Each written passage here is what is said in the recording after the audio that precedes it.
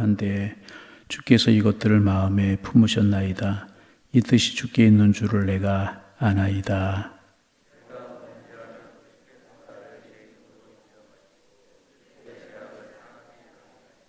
내가 악하면 화가 있을 것이오며 내가 의로울지라도 머리를 들지 못하는 것은 내 속에 부끄러움이 가득하고 내 환난을 내 눈이 보기 때문이니이다.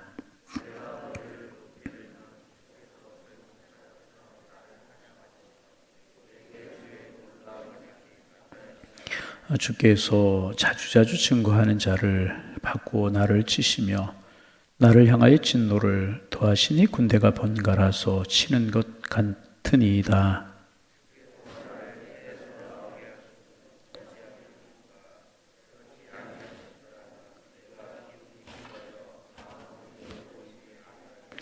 있어도 없던 것 같이 되어서 태에서 바로 무덤으로 옮겨졌으리이다.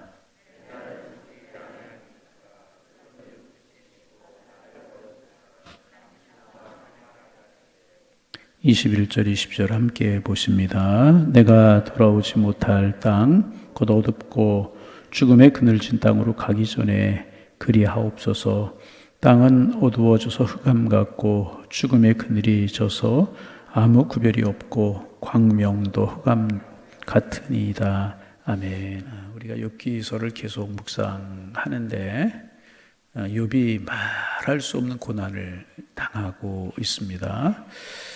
그런데 욥이 당하는 고난은 욥이 죽으라고 당하는 고난이 아니었었고 넘어지라고 주시는 고난이 아니었었고 욥을 연단시키신 하나님의 연단이었다는 것입니다.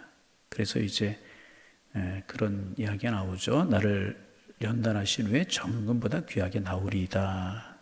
연단이었단 말입니다. 그런데 다시 말하면 이제 하나님께서 우리를 정금보다 귀하게 하시려고 우리를 연단하실 때가 있다는 거예요. 그런데 하나님께 우리가 연단을 받을 때 가장 궁금한 것이 있어요. 그게 무엇인가? 과연 하나님께서는 우리가 어느 정도의 수준이 되기까지 우리를 연단하실까 하는 것입니다. 우리를 어느 정도 연단시키려고 우리를 계속해서 연단하시는 것일까 하는 그런 질문이 생깁니다. 만일 하나님께서 우리를 하나님의 수준까지 연단하신다면 우리가 죽을 때까지 연단을 받아도 우리는 완전하지 못할 것입니다. 그렇죠? 하나님의 수준까지 도달하러 우리를 연단시킨다면 죽을 때까지 계속 연단받고 또 연단받고 또 연단받아도 우리는 완전하지 못할 것입니다. 그래서 욥이 그 사실을 지금 안 겁니다. 고난당하면서 그 사실을 안 거예요. 그리고 욥이 지금 불안해하고 있는 것입니다. 하나님께서 우리를 100% 전금으로 만드시기 위해서 우리를 연단하신다면 우리는 다 힘에 겨워서 죽어야 할 것이다. 지금 조금 어려운 표현들로 10장, 욥기서 전체가 어려운 표현들로 그 문학적인 형식들로 되어 있기 때문에 어려운 표현들로 되어 있지만은 10장에 나오는 욥의 질문, 욥의 궁금증, 욥의 어려움이 바로 이거라는 것입니다. 100% 우리를 정금보다 귀하게 만드시려고 하면 우리는 다 힘에 겨워서 죽을 수밖에 없다는 것입니다. 그런데 지금 욥이 심한 고난을 당하고 있지 않습니까? 고난을 당하면서 욥이 자기 자신의 모습을 보니까 하나님께서 그렇게 하시는 것처럼 보인다 그 말이에요. 자녀들이 죽었죠. 거기서 끝나는 것이 재산이 다 없어졌죠. 이것만 해도 얼마나 큰 연단이고 시험입니까? 그렇잖아요? 그런데 또 무슨 일이 있어요? 자기 몸에 악창이 나가지고 머리끝부터 정수리부터 발끝까지 막 기왓장으로 견딜 수가 없고. 그런데 지금 욥의 시험이 무엇인가? 엘리바스나 소발, 빌닷 이런 친구들의 이야기가 틀린 것은 아니지만은 그것이 계속 자기를 찌르는 시험거리 또 다가오게 되는 겁니다. 그래서 욥이 보기에는 하나님께서 죽을 때까지 욥을 연단시키시는 것으로 그렇게 보여졌다는 것입니다. 여러분, 우리도 이제 시험 당하고 어려움을 당할 때 그때 숨이 턱까지 차오르고 막 죽을 것 같은 그런 생각이 들고 그래서 막 우울한 감정은 들고 이제 그런 것이 사실이 아니겠습니까? 그래서 욥이 무슨 고백을 한 내가 아무리 의롭다고 해도 부끄러운 것이 내 안에 가득하다는 것입니다. 다시 말하면 욥은 인간의 부패한 본성을 알아왔다는 것입니다. 그런데 하나님께서는 우리를 마치 완전한 의인으로 만들려고 하시는 것이 아니냐. 100% 불순물이 없는 정금으로 만들려고 하시는 것이 아니냐. 이러다가는 내가 죽겠다. 그런 의문이 욥의 마음속에 생기기 시작을 한 것입니다. 그래 여러분 안심하시기 바랍니다. 하나님은요 우리의 연약함을 아시는 분이십니다. 아멘. 질그릇이에요. 우리의 연약함을 하나님 아시는 분이시라는 것입니다. 그래서 하나님은요 우리를 100% 완전한 의인으로 만들려고 하지 않으십니다. 그러면 욥이 생각한 것처럼 우리는 다 죽어야 마땅. 그래서 하나님께서는 우리를 적당하게 연단시키시고 훈련시키십니다. 어느 때까지? 죄는 완전히 없어질 수가 없어요. 죄된 본성. 여러분 우리가 죄가 신앙생활하면서 알지만 죄가 우리에게서 완전히 없어지나요? 아니잖아요. 죄는 있지만 하나님의 손에서 빠져나가지 않을 정도, 하나님의 손에서 멀어지지 않을 정도로만 하나님께서 우리를 연단시키신다. 그래서 아무리 우리가 연단을 받아도요, 우리 속에 우리가 늘 경험하는 혈기가 그대로 있잖아요. 그죠? 아무리 우리가 연단받는 것 같아도 여전히 우리의 마음속에 교만이 있고 거짓이 있고 탐욕이 우리의 마음속에 있잖아요.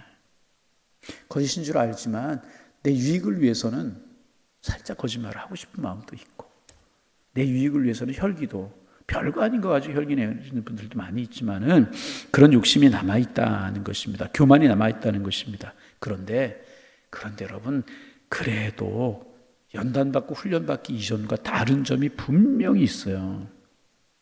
그것이 무엇인가 하면, 그래도 내가 무엇인가 하나님의 손에 확실히 붙잡혀 있다 하는 생각을 하게 돼요. 그것을 깨닫게 된다. 이전보다 다른 건 무엇인가? 내가 하나님의 손에 붙잡혀 있구나. 이전에 비해서 조금은 겸손해진 것 같고, 조금은 정직해진 것 같고, 조금은 온전해진 것 같고, 조금은 변한 것 같다는 것입니다. 그러고 보면 분명한 것은 이제 다시는 하나님의 손에서 내가 빠져나갈 수 없구나 하는 것이요. 지금 욥의 이제 10장에서 고민하는 고민이 바로 그런 것이었다는 것입니다. 우리는 원래부터 죄인이고 하나님은 죄라고는 티끌 만큼도 없으신 분이십니다. 그런데 하나님 우리를 사랑하셨고 우리는 그 사랑을 믿었습니다. 그런데 욥의 고난은 하나님이 원래 우리를 그런 줄 아시고 사랑하시고서는 나중에 죄가 있다고 버리시면 하나님의 사랑을 믿고 우리는 결국 어떻게 되겠느냐. 욥이 지금 고난당하다 너무 힘들고 어려우니까 이제 그런 고민, 그런 이제 갈등에 빠지게 된 것입니다. 아무리 연단을 받아도 죄가 완전히 완전히 없어지지 않는다는 게, 금식을 해도 밤새도록 잠도 자지 않고 기도해도 우리 것을 처리하라고 이야기하지 않습니까? 우리의 힘으로 하나님을 사랑하고 하나님이 원하시는 수준에 나아갈 수 없다는 것입니다. 그런데 여러분, 우리가 알아야 될 것이 하나가 있어요. 하나님께서는요, 우리가 아주 쉽게 하나님께 나아가는 길을 가르쳐 주셨어요. 그것이 무엇인 줄 아십니까? 그것이 바로 우리가 하나님의 말씀을 사랑하는 것입니다. 아멘. 하나님의 말씀을 사랑하는. 하나님의 말씀을 사랑하면 하나님의 마음을 알 수가 있는 거예요. 그리고 우리의 돌 같은 마음이 조금씩 녹아지면서 하나님의 마음을 조금씩 닮아가게 되는 거예요. 고난이나 환난이 그래서 길가와 같고 돌짝밭과 같은 우리의 마음을 쟁기로 갈아엎는 역할을 할 수는 있지만, 고난의 역할이 이제 돌짝밭과 같은 길과 같은 해진 우리의 마음을 쟁기로 갈아엎는 역할을 할 수는 있지만 결코 우리의 마음에 열매를 맺게 하지 못합니다. 그런데 우리의 마음에 열매를 맺게 하는 것은 무엇인가? 바로 하나님의 말씀이라는. 여러분, 우리가 하나님의 말씀을 붙잡으면 어떤 은혜가 있는 줄 아십니까? 우리가 하나님의 말씀 붙잡으면요, 하나님께서는 우리가 하나님을 사랑하는 것으로 보신다는 거예요. 다시 우리가 하나님의 말씀 붙잡으면 우리가 하나님의 말씀 붙잡는 그 모습을 보시고 하나님께서 우리가 하나님을 사랑하는 것으로 보신다는 것입니다. 그래서 우리가 하나님의 말씀을 붙잡으면요, 우리의 마음이 뜨거워지고 우리의 마음이 부흥 일어나게 되는 것이라는 것입니다. 또한 하나님은 우리 안에서 죄를 물리치게 하시고 어려움을 이길 수 있는 힘을 주시는 거예요. 이게 참 중요한 것이라는 것입니다. 여러분, 죄라고 하는 속성이 무엇인가 하면, 죄라고 하는 것을 멀리하고 끊으려고 하면 끊으려고 할수록, 멀리하려고 하면 할수록 더 강하게 우리에게 자꾸 달라붙어요. 이게 죄의 속성이에요. 죄를 멀리하려고 하면, 끊으려고 점점 더 달라붙는다는 거예요. 찰싹찰싹 우리에게 달라붙는다는 것입니다. 그런데 우리가 하나님의 말씀을 가까이 하면 이상하게 죄가 시들해져요. 이게 신앙생활의 묘미고 말씀이 주는 축복이라는 것입니다. 말씀 가까이 하면 죄가 시시해지고 죄가 시들해지게 됩니다. 전에는 좋아 보였던 것이 죄예요. 그런데 그것이 이제는 시들시들해지고 유혹이 시시해지기 시작을 하는 겁니다. 전에는 귀하게 여겨진 것이 아무것도 아닌 것처럼 여겨진단 말이죠. 그러면서 어떤 마음이 우리에게서 일어나느냐? 하나님이 좋아지게 되는 거예요. 예수님이 좋은 걸 어떻게 합니까? 찬송도 있지만 하나님이 좋아지기 시작하는 것입니다. 그래서 여러분, 믿음으로 승리할 수 있는 비결은 무엇인가? 내 열정을 믿고 내 머리를 믿는 것이 아닙니다. 여러분, 내 열정을 믿고 내 머리를 믿는 것이 아니고 하나님의 말씀을 붙드는 것이요, 우리가 믿음으로 승리하며 살아갈 수 있는 비결이라는 것입니다. 그러면 마귀를 이길 수 없고요, 그러면 절대로 세상을 이길 수 없어요. 내 마음대로 되든가요? 아무리 고난받고 연단받는다고 되든가요? 아니라는 것입니다. 그래서 여러분, 결론적으로 다시 한번 이야기하면 우리는 완전할 수 없어요. 완전할 수 없어요. 그 사도 바울이 고백한 고백이 뭐예요? 내 속에서 육신의 법과 성령의 법이 싸운다고. 사도 바울처럼 하나님의 뜻대로 살아가려고 했던 사람도 마음속에 육신의 법이, 죄가 있다는 거예요. 육신의 소욕이 있다는 거예요. 그런가 하면 또 하나님을 알아가려고 하는 그런 열정이 있다는 것입니다. 이 곤고한 몸에서 누가 나를 건져내랴? 우리 완전할 수 없습니다. 그래서 여러분, 다른 종교 비판할 마음 가지고 이야기하는 것 아니지만, 천주교 교리 중에서 저는 마음에 안 드는 교리가 남의 종교 제가 마음에 들고 안 든다고 이게 무슨 상관이겠습니까? 그런데 마음에 안 들고 싫은 교리가 있어요. 그것이 뭐냐면 교황무호설이라는 거예요. 교황 아시죠? 모자 이상한 거 쓰고 지팡이 이런 거 들고 이상하게 번쩍번쩍거리는 옷 입고 등장하는 그런 분. 그죠? 로마에 가면 바티칸이 있죠? 바티칸은 하나의 나라예요. 그 나라에 사는 그분. 그런데 그 교황이 무오하다는 거예요. 무오. 오류가 없다는 거예요. 그 말은 죄가 없다는 이야기입니다. 여러분, 가만히 생각해, 이 말이 맞는 말입니까? 교황도 사람이잖아요. 그럼 교황이 되는 순간 그분이 처음 태어날부터 교황이 아니잖아요. 그렇죠? 나이가 70 넘고 이래야 60, 70 넘어야 교황이 되잖아요. 그러면 교황 이전에 죄된 몸으로 살던 분이 교황이 되면 죄가 없어지는 거예요. 그래서 저는 천주교 교리 중에서 제가 마음에 들고 안다는 거 그분들이 큰 거 없지만은 교황 무호설이에요.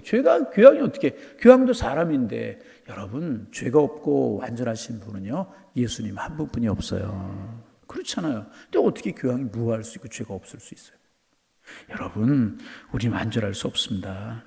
그래서 너무 완전하려고 하는 짐을 우리는 벗어버려야 돼요.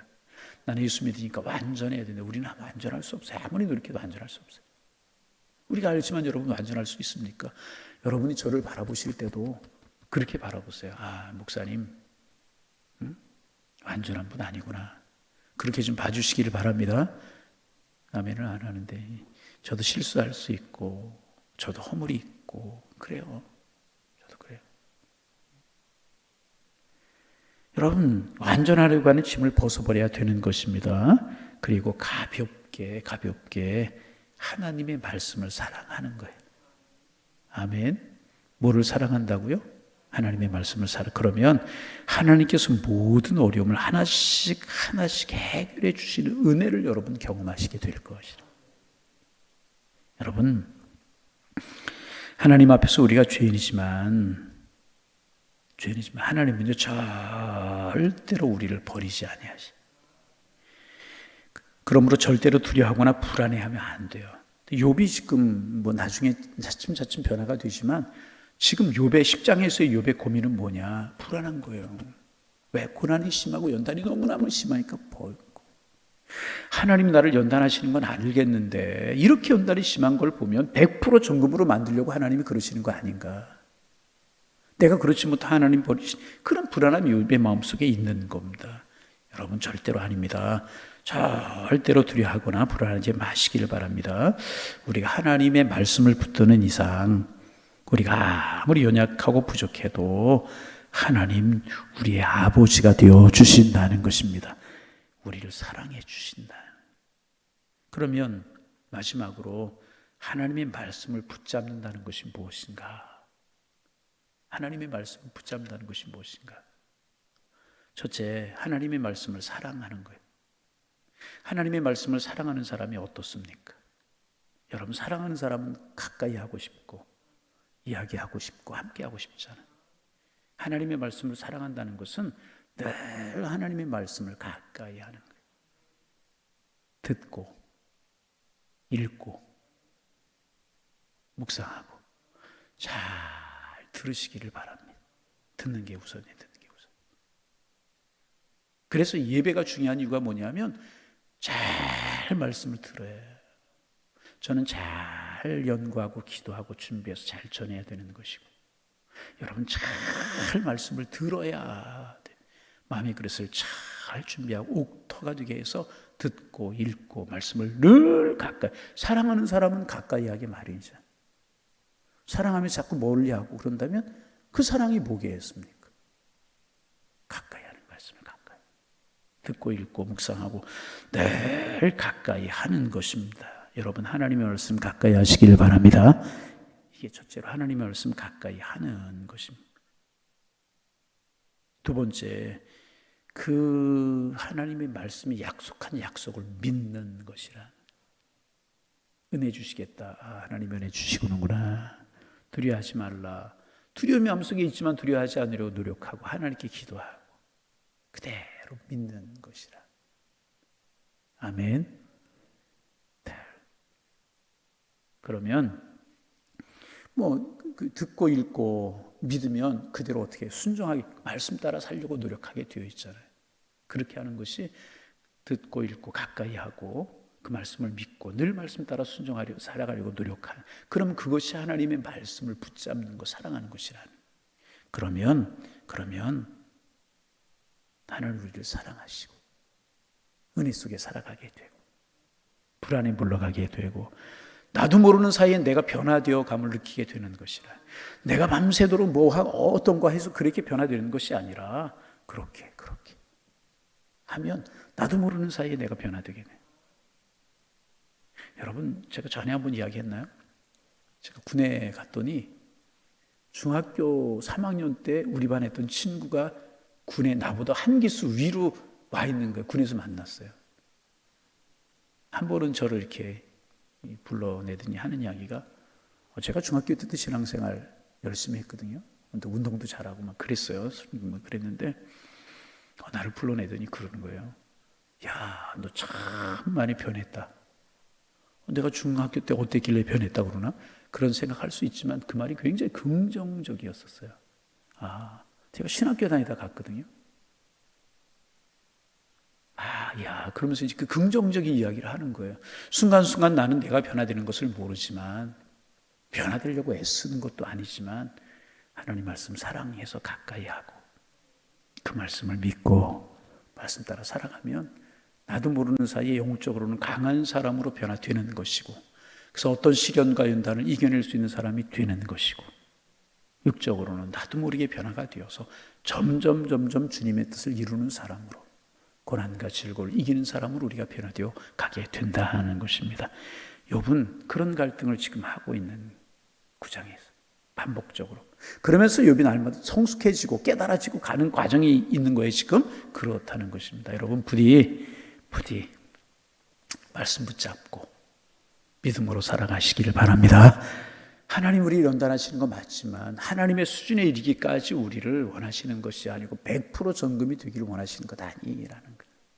그래서 연단하시는 연단을 따라 말씀 붙들고 우리가 오늘을 살아가면 하나님 우리를 사랑하시고 이기게 하시고 힘을 주시고 복으로 축복하실 줄로 믿습니다. 오늘도 이 은혜 속에 살아가는, 말씀 붙들고 살아가는 축복의 한 날이 되셔서 오늘도 복되고 내일도 복된 삶을 살아가는 우리 모두가 되시기를 주님의 이름으로 축원합니다. 축원합니다. 기도하겠습니다. 새날 주시니 고맙습니다. 하루를 시작하면서 우리의 마음속에 하나님을 향한 기대를 가지고 시작하게 하여 주옵소서. 하나님 어떻게 오늘도 나를 축복하시려고 하시나, 하나님 어떻게 나를 사랑하심을 보여주시려고 하시나, 하나님이 어떻게 나의 기도를 들으시려고 하시나, 기대를 가지고 한 날을 살아가게 하셔서 만나는 사람들이 축복된 사람들이요, 눈에 보이는 것들이 아름다운 것이요, 만나는 사건들이 우리에게 복이 되고 은혜가 될 수 있도록 주님이여 축복하여 주옵소서. 그런 기대와 그런 믿음을 가지고 하루를 살아가게 하셔서 오늘 한 날도 기쁨이요 축복이요 은혜가 될 수 있도록 성령님 축복하여 주옵소서. 그런데 하나님 우리가 살아가는 세상, 광야 같은 세상이기에 고난과 질고가 많고, 고난과 질고가 많은 세상에 승리하는 신앙인, 하나님의 뜻대로 살아가는 신앙인 되게 하기 위하여서 주님 우리를 연단시키시고 우리를 훈련시키실 때가 있는데, 욥처럼 당하는 연단과 고난이 클 때 이러다 죽는 것이 아니고 이러다 내가 넘어지는 것이 아닌가, 욥이 생각했던 것처럼 우리 그렇게 생각할 수 있고 하나님 우리를 100% 순금으로 만들려고 하시는가, 그런 생각이 들 수 있지만 결코 우리가 그렇게 될 수 없다는 것, 하나님 우리를 아시고 하나님 우리를 사랑하시는 주님이신 줄로 믿습니다. 그러기에 하나님 의지하고 우리 말씀 붙들고 믿음의 경주를 계속할 수 있도록 인도하여 주시어서 주님 앞에 온전한 모습으로 점점 더 서가고 주님께 사랑받는 모습으로 서갈 수 있는 저희가 되게 도와주옵소서. 내 힘으로 연단과 고난 이겨내고 시험을 이겨내고 세상을 이겨내려고 하지 않게 하시고 그저 믿음으로 하나님 바라보고 믿음의 눈으로 말씀 가까이 하고 말씀 믿고 말씀 가까이 하고 말씀에 순종하는 삶을 살아 나도 모르게 주님의 사랑받는 백성이 되고, 나도 모르는 사이에 내가 변화되고 내가도 모르는 사이에 내가 성숙되어 있음이 보여지고, 그러게 주님 보시기에 귀한 사람들이 다 될 수 있도록 주께서 인도하여 주옵소서. 주님 우리에게 이런 은혜를 허락하여 주옵소서. 하나님 수요일의 새벽 기도에 10월 10일부터 뜻을 정하여 교회가 기도하려고 합니다. 하나님 예비하신 은혜, 예비하신 축복, 예비하신 사랑 풍성하게 허락하여 주옵소서. 그럴 줄로 믿고 믿음으로 기도로 준비할 수 있도록 축복하여 주시어서 은혜가 충만하고 주의 사랑이 넘치고 하나님 우리를 얼마나 사랑하시나를 깨닫는 수 있는 귀한 시간들이 될 수 있도록 축복하여 주옵소서. 믿음으로 하나님의 보물 창고를 열자라고 하는 주제로 우리가 기도하려고 합니다. 믿음 주옵소서. 하늘의 보물 창고를 열게 하여 주셔서 영적이고 육적인 그런 하나님이 주시는 귀한 것들을 받아 누릴 수 있는, 그런 받아 누릴 수 있는 그릇을 준비할 수 있는 은혜로운 기간이 될 수 있도록 축복하여 주옵소서. 새벽에 참여할 수 있는 믿음도 주시고 건강도 주옵시고 주님을 사랑하는 마음도 허락하여 주옵시고 좋은 환경도 주께서 허락하여 주셔서 은혜로운 새벽 걸음이 되게 하시고 축복된 기간이 될 수 있도록 주께서 인도하여 주옵소서. 하나님 아버지 오늘도 주님 앞에 기도합니다. 코로나로 인해서 흔들렸던 예배 생활이, 믿음 생활이 많이 회복이 되었지만 아직 다 회복이 되지 못했습니다.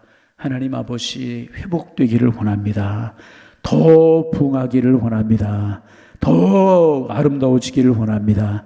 우리에게 믿음 주시고 우리 교회에게 믿음 주시고 한국교회에 은혜를 허락하여 주시어서 다시금 뜨거운 열정이 살아나고 주님을 사랑하는 마음이 더해가게 하셔서 주님 맡기신 사명 감당하고 주님 앞에 예배하고 주 뜻대로 살아가는 한국교회 교우들 되게 하시고 우리 교회와 우리 교회 교우들이 될 수 있도록 축복하여 주옵소서. 하나님, 한 주간을 시작합니다. 직장생활 또 사업 아름답고 복되게 하시고 자녀들의 학업도 힘이 있게 하여 주옵시고 우리의 가정도 한 주간 동안 또 든든히 서갈 수 있도록 축복하여 주옵소서. 질병으로 여러 가지 시험으로 힘들어하고 어려워하는 교우들을 이 한 주간도 붙들어 주시고 하나님을 바라보게 도와주시며 주님과 동행할 수 있는 축복의 한 주간이 될 수 있도록 인도하여 주옵소서. 이 새벽 우리의 기도가 간절하게 하시고 우리의 기도를 주님 연락하여 주시고 우리의 마음속에 주님의 기쁨으로 가득해지는 은혜로운 시간이 될 수 있도록 인도하여 주옵소서. 예수님의 이름으로 기도하옵나이다. 아멘.